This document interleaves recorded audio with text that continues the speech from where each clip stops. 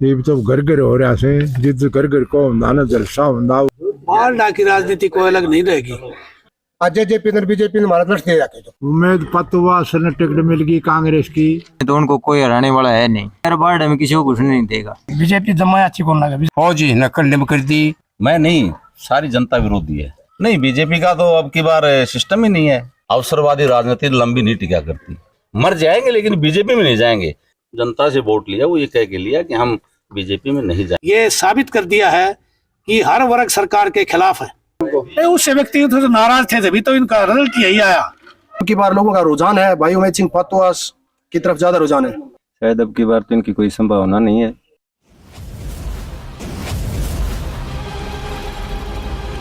नमस्कार, आप देख रहे हैं हरियाणा लाइव टुडे और इस समय मैं उपस्थित हूं बारडा विधानसभा के बड़े गांव काकड़ोली हुक्मी में और यहाँ पे एक चौपाल सजी हुई है और इस समय राजनीतिक सरगर्मियां भी बहुत तेज है। मैं आपको जब से हरियाणा प्रदेश के अंदर आम चुनाव हुए हैं और पेप्सुप के समय जब यहाँ 1952 में आम चुनाव हुए थे उससे लेके आज तक की राजनीतिक सरगर्मियों का मैं आप सब लोगों से रूबरू करवाऊंगा। यहाँ बहुत अनुभव जिन्होंने उस समय के राजनीतिक दौर को देखा है, राजनेताओं को देखा है, उन सब से मैं रूबरू करवाऊंगा। तो चलिए बने रहिए मेरे साथ। मैं मिलाता हूँ सबसे पहले गांव काकड़ोली हुक्मी के बुजुर्ग आदमी यहाँ बैठे हैं। श्रीमान जी, आपका क्या नाम है? मंगेराम। क्या करते हैं आप? पेंशन ले साहब कि मैं को करूंगा। अच्छा जी, एक बात बताइए, आपने सन 1952 का जो चुनाव था, आम चुनाव देश में हुआ, उस दौर से लेके आज के दौर में आपने सारे चुनाव देखे हैं। क्योंकि आप बुजुर्ग हैं, समझदार भी हैं, बता रहे हैं आप एक सरपंच रहे हैं गांव के। उस चुनाव में आज के चुनाव में क्या अंतर महसूस कर रहे हैं आप? उस चुनाव में आज का चुनाव में बहुत अंतर है भाई। क्या राजनीतिक अंतर है, बताएंगे जरा कुछ? ये तो घर घर हो रहा से जिद घर घर को नाना जलसा होंदा उससे तो एमपी बन जांदा और उस एमएलए बन जांदा जी। अरे तो बहुत अष्टो काम हो रहे घर घर जाना पड़े से। हरियाणा उस समय जो पेप्सो था, आपकी विधानसभा पेप्सो में आती थी उस समय, तो 1952 का जो चुनाव जो आपने देखा था वो किस हिसाब से और कैसे लड़ा गया था? वो तो वही जलसा होंदा उसमें जो एमपी को तो उन्हें तो किस्सा घेर दो और एमएलए फलाना घेर दो। अच्छा, ये चीजें चलती थी। और उसका गांव में भाई ठेकेदार होंदा। अच्छा, वोटों के ठेकेदार होते थे उस समय। हाँ। ये बात थी। अच्छा, आपका नाम बताइए जी। श्री रामधन सोलंकी। आप क्या करते हैं सोलंकी साहब? मैं कुछ नहीं करता, आराम से घर पर रहता हूँ। अच्छा, तो बताइए, राजनीतिक सरगर्मी तेज है, अभी चुनाव नजदीक है, तो क्या लग रहा है आपको? मुझे तो ये लग रहा है ये सिस्टम रहा तो मुश्किल हो जाएगी देश में। क्या सिस्टम हो गया ऐसा? ये सिस्टम चल रहा है। ऐसा दिल क्यों दुख रहा है आपका? दिल नहीं दुख रहा है, ये सिस्टम बता रहा है, अपने आप उजागर हो रहा है कि कोई पहले वाली बात ही नहीं रही। नहीं, आप बात खुल के नहीं बोल रहे। क्या कौन सी बात खुल के बोलूँ? बारडा की राजनीति में क्या? बारडा की राजनीति ठीक है, बारडा में हम रहते हैं, जो कोई आएगा हमारे पास नुमाइंदा उसका हम वोट दे देंगे। और क्या क्या राजनीति इसमें? अच्छा, आप बताइए, कौन से आजकल जो काफी कैंडिडेट हैं, कौन से कैंडिडेट ऐसे जो आपको अच्छे लगते हैं बारडा में? उम्मीद पतवा सन टिकट मिल गई कांग्रेस की तो 50,000 वोट देता हूँ। नहीं, सबसे अच्छा लग रहा है। अच्छा, सबसे अच्छा गानी भी है वो। अच्छा, ऐसा गानी भी और 1 रुपये को दिन किसान। ठीक है। क्या लगता है आपको चुनाव में इस बार कौन जीतेगा? हमें तो कांग्रेस की बहुत लहर लगती है। अगर रणवीर सिंह महिंद्रा अगर यहाँ चुनाव लड़ते हैं या उनके बेटे लगते हैं तो उनको कोई हराने वाला है नहीं। रणवीर सिंह महिंद्रा जी ने 3 चुनाव यहाँ से फाइट किए हैं और तीनों चुनाव वो हारे। हर बार अंतर उनका बढ़ता गया है, तो इस बार आप पॉजिटिव लेके चल रहे हैं? वो हर बार पॉजिटिव रहते हैं, लेकिन रणवीर सिंह महिंद्रा के अकेले बारडा से ऐसे उम्मीदवार हैं जो बिल्कुल ईमानदार हैं और उनके जब भी वो चुनाव लड़ते हैं उनके खिलाफ हमेशा साजिश की जाती है और उससे अच्छा उम्मीदवार ना तो यहाँ बारडा में कोई आया है ना ही हो सकता। साजिश किस हिसाब से की जाती है? साजिश सब मिल के बस यही सोचते हैं कि रणवीर सिंह महिंद्रा को हराओ, अगर ये यहाँ से जीत गया तो यहाँ ये वो तो आगे जाएगा, बारडा में किसी को कुछ नहीं देगा। बहुत बढ़िया। आप बताइए सर, क्या नाम है आपका? मानवीर। आप बताओ। मंदरा है का भाई मैं तो बहुत बहुत ठीक है, अच्छी बात है। आपका नाम बताइए जी। क्या नाम है? रमेश कुमार। क्या लगता है, राजनीति का आपने बहुत देखी है, बहुत देखे, चुनाव भी देखे हैं, चुनाव देखे हैं, इस बार क्या लगता है आपको? कांग्रेस की लहर है। कांग्रेस की लहर है। कौन कैंडिडेट आपको सही लग रहे हैं? कैंडिडेट कोई भी आओ, कांग्रेस का उसका देंगे। कोई भी कैंडिडेट कांग्रेस से हो, आप कांग्रेस की पृष्ठभूमि से हो, हाँ, उसी को वोट देंगे। ठीक है, बहुत बढ़िया। क्या नाम है जी आपका? ताऊ जी। मेरा नाम जी दारा सिंह। कौन जीत सकता है यहाँ से बारडा से? यहाँ से कांग्रेस कोई भी आदमी आएगा वही जीतेगा। कांग्रेस का कोई कैंडिडेट हो? हाँ। ठीक है, आपका बताइए सर। नफे सिंह। बताओ साहब। कांग्रेस का कोई आए उसी को हम सब विजय करेंगे। कांग्रेस का वोट देंगे आप? कांग्रेस का वोट देंगे। अच्छा, आपने इस क्यों चुना कांग्रेस को? क्या बीजेपी अच्छी नहीं लगती? बीजेपी जमा अच्छी कौन लगा? बीजेपी क्या कमी रहेगी बीजेपी में? कमी क्या नहीं, सब कुछ कमी है। जो अभी गवर्नमेंट चल रही है वो महंगाई सुधारने की को कर रही है। गवर्नमेंट जो है ना मतलब ढंग से नहीं चल रही। क्या ढंग का नहीं कर रहे? भाई बस भाई इतना ही जानता हूँ। आप बताओ सर। महेंद्र सिंह। हाँ जी, हम तो कागड़ोल उसमें कांग्रेस में रुचि रखते हैं जी। आपकी नीति हमारे पसंद नहीं। जमींदार ने फैल कर दिया, फौज ने कंडेम कर दी, 4 साल का कोई पचोड़ सके अन्य जमींदार अड़म खात में रहे हमने पैसा दे दी। हम तो कांग्रेस का पक्का नुमाइंदा था जी। कोई भी कैंडिडेट आओ चाहे अरे अच्छो नयो चेहरा आओ तो राज्यों की देंगा। कौन लगता है नया चेहरा कौन आ सकता है? कोई भी आओ नया चेहरा जो कोई तो उम्मीद पतवास आ जाओ और तो सबसे बढ़िया है जी। हाँ। आप बताइए सर, क्या नाम है आपका? मेरा नाम जयदीप। जयदीप, क्या करते हैं आप? खेती बाड़ी भी करता हूँ, राजनीति भी करता हूँ। फिर तो आपसे सवाल बड़े गहरे पूछने पड़ेंगे। पूछिए। राजनीति की समझ अच्छे लगते हैं आपको? जो आपको ठीक लगे वो पूछिए ना। बारडा की राजनीति किसके इर्द गिर्द घूम रही है इस बार? बारडा की राजनीति हालात परिस्थितियां बदली हुई हैं। किस हिसाब से? मौजूदा सरकार की नीतियों के से परिस्थितियां बदली हुई हैं। मौजूदा सरकार की नीतियों के आप विरोधी हैं या मुखालफत करते हैं या मैं उनका नहीं, पक्षधर है? मैं नहीं, सारी जनता विरोधी है। जो समझदार है वो समझ चुका है जी। और जिस कांग्रेस का माहौल है, जिसको भी टिकट मिलेगी कांग्रेस का उम्मीदवार वो मजबूती के साथ आगे बढ़ेगा और विजय घोषित होगा। कौन कैंडिडेट हो सकता है? रणवीर महिंद्रा जी हो जो सकते भी हैं इस बार? जो भी रणवीर महिंद्रा हो। सुना है वो तो शाम से तैयारी कर रहे हैं इस बार। वो उसकी मर्जी है। सुना तो हमने भी है, लेकिन वो उसकी मर्जी है। कैंडिडेट कोई भी हो कांग्रेस का। उसके सपोर्टरों से हमने सुना है कि वो बारडा से इस बार ऊब चुके हैं, चुनाव नहीं लड़ेंगे। नहीं, उसके सपोर्टरों से सुना है। ऐसा हमने उनका इंटरव्यू नहीं किया है, लेकिन ऐसा हमने सुना है। अखबारों में देखा, हमने भी सुना है। लेकिन यहाँ कांग्रेस का कोई भी उम्मीदवार एनीवे बीजेपी के उम्मीदवार सुखविंदर सिंह मांडी, क्या लगता है? नहीं, बीजेपी का तो अब की बार सिस्टम ही नहीं है। जनता इनकी नीतियों से बिल्कुल तंग आ चुकी है, ऊब चुकी है।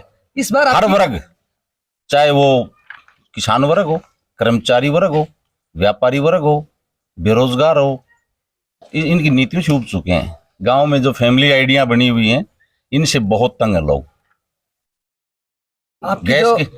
गैस के जो हालात हैं, 400 से 1100 रुपये गया, इनसे लोग बहुत तंग हैं। महंगाई चरम पे है, बेरोजगारी चरम पे है। आपकी जो विधायक है यहाँ से नैना सिंह चौटाला, उनकी जो मीडिया सलाहकार है वो जो डालते हैं, वो कहते हैं बहुत ज्यादा विकास किया है बारडा में, हमने बहुत सारे पैसे दिए। तो क्या लगता है इस बार फिर विकास धरातल पे तो कहीं नजर नहीं आ रहा, कहीं भी नहीं है। बस कागजों में विकास होगा या थोथी घोषणाओं में विकास होगा, धरातल पे कोई विकास नहीं है। अफवाहें थी एक बार तो कि गठबंधन टूट जाएगा, लेकिन ये बात सिरे नहीं चढ़ पाई। जब से इंडिया बना है तब से इनके हौसले बुलंद हो गए हैं। इनके हालात बदले हुए हैं। तो क्या लगता है लोकसभा के बाद कुछ ऐसा हो सकता है? लोकसभा के बाद परिस्थितियां बदलेंगे, शोर बदलेंगे। लोकसभा के बाद आपको ऐसा क्यों लगता है परिस्थितियां बदलेंगी? राजनीतिक हालात बदलते रहते हैं। अवसरवादी राजनीति लंबी नहीं टिका करती और काठ की हांडी बार बार नहीं चढ़ा करती। अब काठ की हांडी का समय खत्म हो चुका है। झूठ, जो लबालब झूठ को लोग सच मानते थे, आज वो झूठ पकड़ी जा चुकी है। देश में जो दंगा प्रसाद करवा करके वो पार्टी दंगाई घोषित हो चुकी है। नहीं, हम जेजेपी की बात कर रहे हैं, ये तो आप बड़े फॉर्मेट पे लेके चले गए। जेजेपी उसका हिस्सा है। जेजेपी माइनर पार्टनर है, जरूर है, लेकिन विरोध करे, वो इस्तीफा देके लोगों के बीच में आए, सरकार का विरोध करे।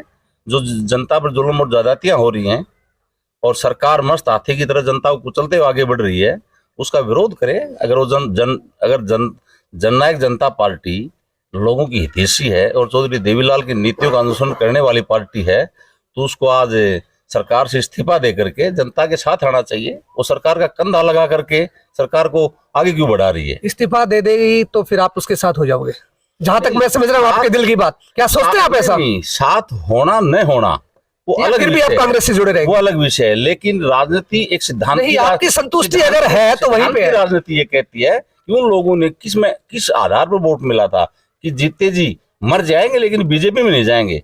क्या वो लोग भूल गए उस बात को? ये नहीं कहना चाहिए था। जिन भावनाओं को उन्होंने वोट दिया वो भावनाएं तो उन्होंने तार तार कर दी ना, मस्त हाथी की तरह उन भावनाओं को कुचल दिया। आज हालात ये बदले हैं देश और प्रदेश के।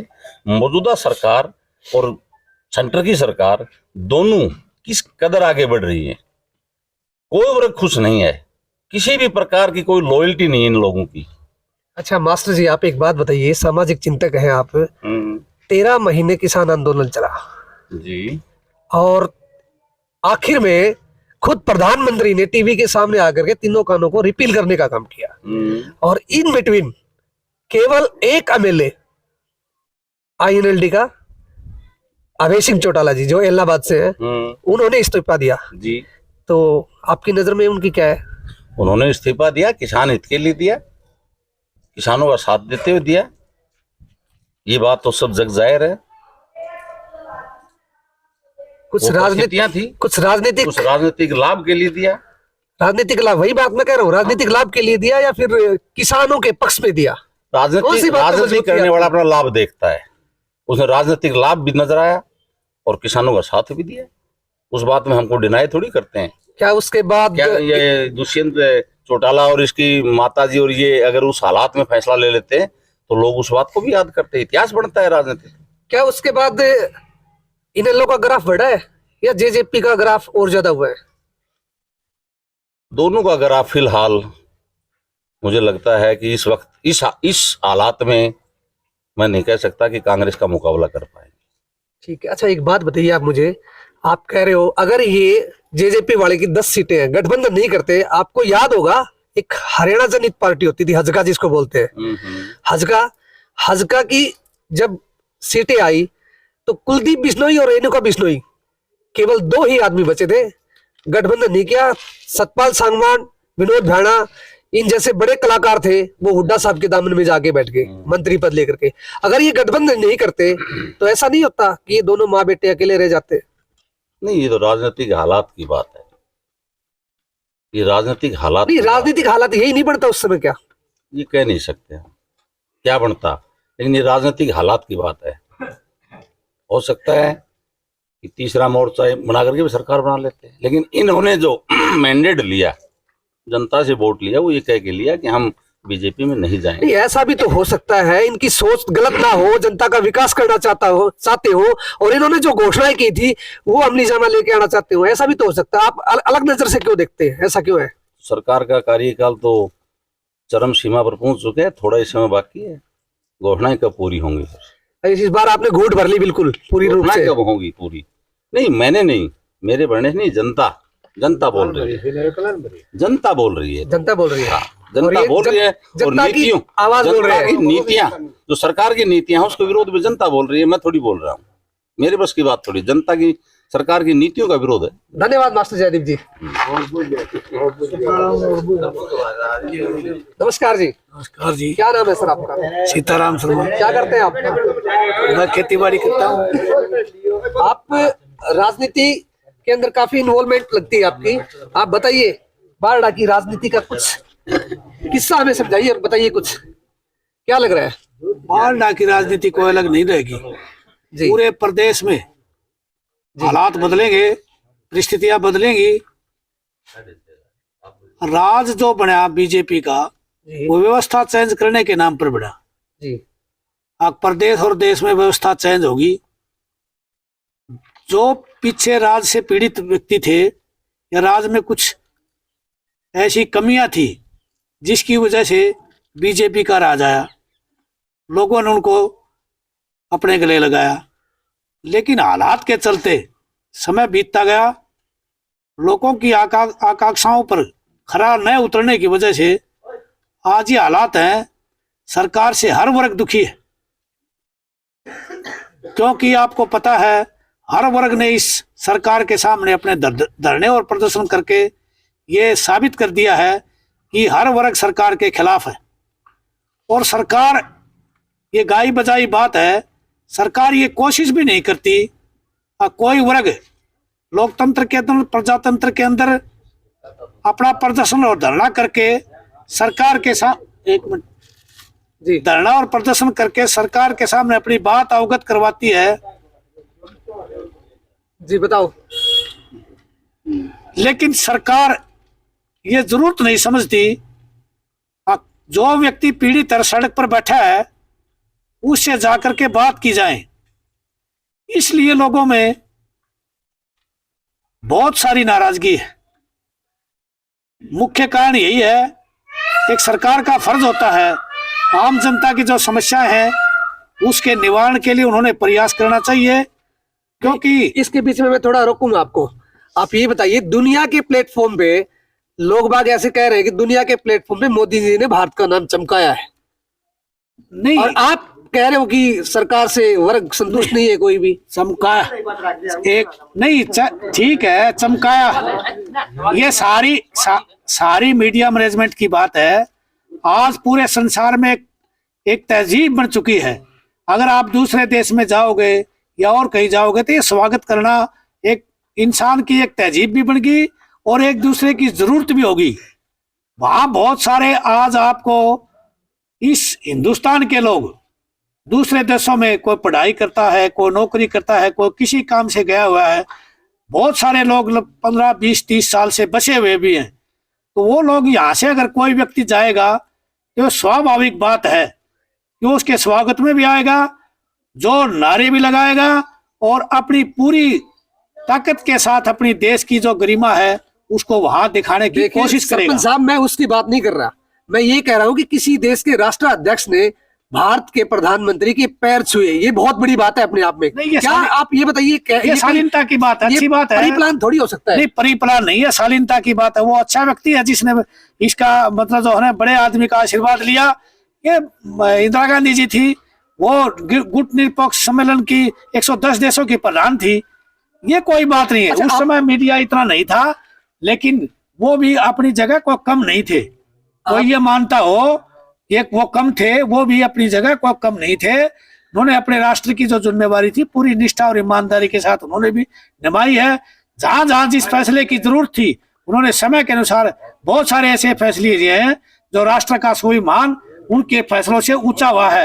इंदिरा गांधी के समय भी, राजीव गांधी के समय भी। आपकी जो कॉन्स्टिट्यूएंसी है भिवानी महेंद्रगढ़ लोकसभा क्षेत्र जिसको बोलते हैं, काफी लंबी चौड़ी कॉन्स्टिट्यूएंसी है, और इस कॉन्स्टिट्यूएंसी में लगातार 2 बार आपके एमपी है चौधरी धर्मवीर सिंह जी, जिनको एक महारत हासिल है कि उनको कहीं भी भेज दो वो वहीं से जीत के आते हैं, और ऐसा कुछ हुआ भी है।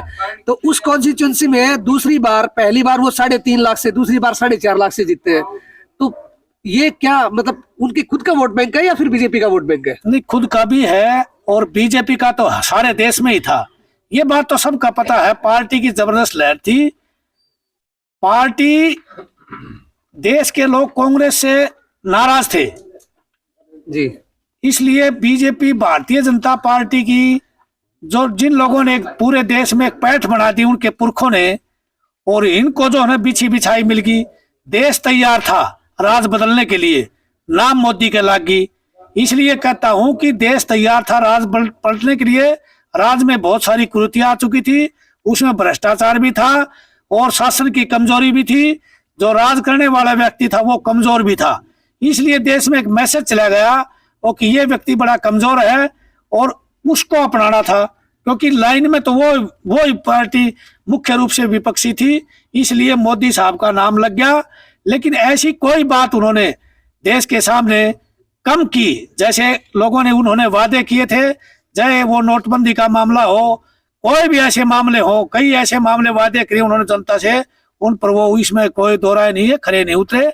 लोगों ने इंतजार किया है, लोगों ने उनका साथ देने की कोई कमी नहीं छोड़ी है, लेकिन अब लोग नाराज हैं। आप एक बात उनके फैसलों से। जो बारडा जो क्षेत्र है आपका, क्रांतिकारी क्षेत्र है, उस क्षेत्र में यहाँ से प्रतिनिधि तो इस बार नैना सिंह चौटाला कर रही है। इससे पिछली बार सुखविंदर जी मांडी थे, और इस बार सुखविंदर मान लीजिए वह तीसरे नंबर पे आए। ऐसा क्या लगता है, लोग बाग उनसे नाराज थे या फिर ऐसा ही कुछ बदलना चाहते थे उनको? उससे व्यक्ति तो नाराज थे तभी तो इनका रिजल्ट यही आया भाई। एमएलए साहब से नाराज थे तभी तो ये रिजल्ट आया, नहीं तो ऐसी कोई बात थोड़ी थी। नहीं, कुछ ये भी कह रहे हैं कि जैसे जेजेपी ने साठ घाट कर ली तो शाम में हल्का कैंडिडेट उतरवा दिया किरण चौधरी के सामने सीताराम सिंगला को, और यहाँ पे नैना सिंह चौटाला खुद आ गई। कुछ ऐसी साठ घाट होकर के ये वोट बैंक कम हुआ है। राजनीति में सब चलता है और ये स्वाभाविक है, हर कोशिश आदमी करता है, और जो इस प्रकार के षड्यंत्र जरूर रचे जाएंगे। ये कोई एक इतनी बात नहीं है कि किसी के खिलाफ आपने जो ये षड्यंत्र रच कर उसको हरा दिया। वो तो एक उसका एक खेल का एक रचना है, वो आदमी खेल करता है अपना। ये कोई बात नहीं, जनता ने वोट देने हैं, वो जिस तरह से प्रभावित होते हैं लोग उसी तरह के जो है इस बार क्या लगता है, एजेंडा तैयार कर दिया जाता है जनता के सामने। अच्छा, इस बार क्या लगता है बरड़ा से आपको? बरड़ा जो मैदान में कैंडिडेट आएंगे, पार्टी सर्वे करेगी, जिसको कैंडिडेट बनाती है। कोई आदमी अगर गलत मुगालते में हो, अब की बार कांग्रेस, मैं तो कांग्रेस की राजनीति के बारे में लंबी चौड़ी नहीं जानता, क्योंकि मैंने कभी इतना लंबे चौड़े सपोर्ट नहीं करी है, लेकिन जैसा वो कहते हैं आपकी पार्टी सर्वे करेगी और सर्वे के हिसाब से जो आदमी ऊपर आएगा उसी को टिकट देगी। ईमानदारी से अगर सर्वे करेगी तो पार्टी मतलब यहाँ मजबूत रहेगी, इसमें कोई तो। अच्छा, ये सर्वे कांग्रेस वाला होगा या कोई प्राइवेट आदमी भी आ सकता है? वो तो पार्टी की जैसे भी वो सर्वे करवाएगी, खुद भी करवाएगी, प्राइवेट को भी देगी, वो तो प्राइवेट को ही देगी, वो तो अपने विश्वास पात्र लोगों को देगी। पार्टी किस स्तर पर उसको सर्वे करवाती है उसके हिसाब से अगर सर्वे सही हो गया तो इसमें कोई दौरा ही नहीं, पार्टी मजबूत है। जेजेपी के बारे में क्या कहना है आपका? जेजेपी अब की बार तो जेजेपी है नहीं, आगे तो दूसरी बात है, कोई बात हो जाती, लेकिन अब की बार पूरे प्रदेश में जेजेपी के हालात बढ़िया नहीं है। ऐसा है जी, एक बात तो मैं आपको बताऊं, ये बारड़ा क्षेत्र लोकदल से प्रभावित रहा है और 55,000 के समथिंग वोट आए हैं। जहां तक मेरी कैलकुलेशन है, आप राव बहादुर सिंह को एक बार एमपी की टिकट दी थी, बारड़ा से जीतते थे, 55,000 वोट आए थे। इस बार नैना सिंह चौटाला है, 32,000 वोट हैं, और एक दूसरे कैंडिडेट के 55,000 नैना सिंह चौटाला के वोट हैं। आप हर बार काउंट करके देखोगे तो लगभग 55,000 वोट आए हैं। ठीक है, तो आप कैसे कह सकते हो कमजोर है? बारड़ा मैं कभी कमजोर इतने नहीं रहे, मानते हैं उनके पुश्तैनी वोट है, लेकिन अब की बार थोड़ा हाथ डाउन है। वो कई बार के कि बीच बीच में उनका डाउन होता रहता है और अब भी होते रहते हैं, लेकिन अब की बार कुछ ज्यादा ही डाउन है, ये पोजीशन नहीं है। अगर दुष्यंत सिंह चौटाला लड़ते तो पार्टी कांग्रेस पार्टी ने अब की बार ठान ली है, किसी भाई का कोई मुगालता हो वो लोकल कैंडिडेट आएगा। कौन आएगा वो अलग बात है, सर्वे के हिसाब से आएगा। बाहर का कैंडिडेट कांग्रेस का नहीं होगा, गारंटी के साथ पार्टी ने पूरा प्रचार शुरू कर दिया है और पार्टी ने ऊपर से हिंट दे दिए। अच्छा, दुष्यंत सिंह चौटाला आगे, अगर यहाँ से दुष्यंत सिंह चौटाला चुनाव लड़ते हैं तो लोकल कैंडिडेट आएगा कोई। ठीक है, आपकी बात हमने सुन ली, पर हमारी सुनिए आप। अगर दुष्यंत चौटाला यहाँ से खुद इलेक्शन लड़ते हैं तो बताइए।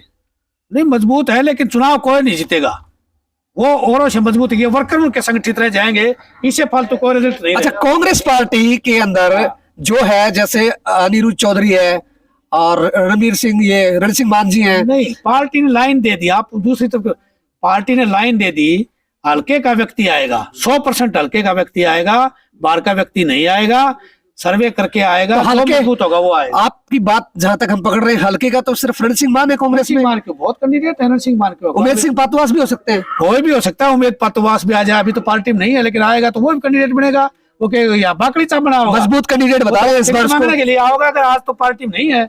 हमने देखो 2014 का जो चुनाव था विधानसभा का, निर्दलीय पार्टी सर्वे करवाएगी। ठीक है, सुनो आप, निर्दलीय लड़का भी कोई आ जाए, निर्दलीय प्रत्याशी के रूप में 24,362 वोट लिए थे उमेद सिंह ने।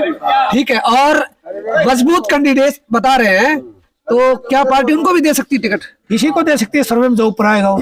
धन्यवाद। सर्वे में जो ऊपर आएगा उसको टिकट। आपका नाम बताइए जी। नरेश काकड़ोली जी। क्या लगता है बारड़ा से?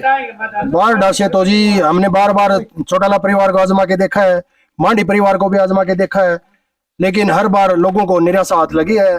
और अब की बार किसी नए प्रत्याशी, जैसे अपने हल्के में उमेद सिंह पातुआ, समाज सेवी, जो हर लोगों के सुख दुख में काम आते हैं हर बार, और पीछे 2014 में भी अच्छे मार्जिन से इन्होंने चुनाव लड़ा, 24,362 वोट लिए इन्होंने।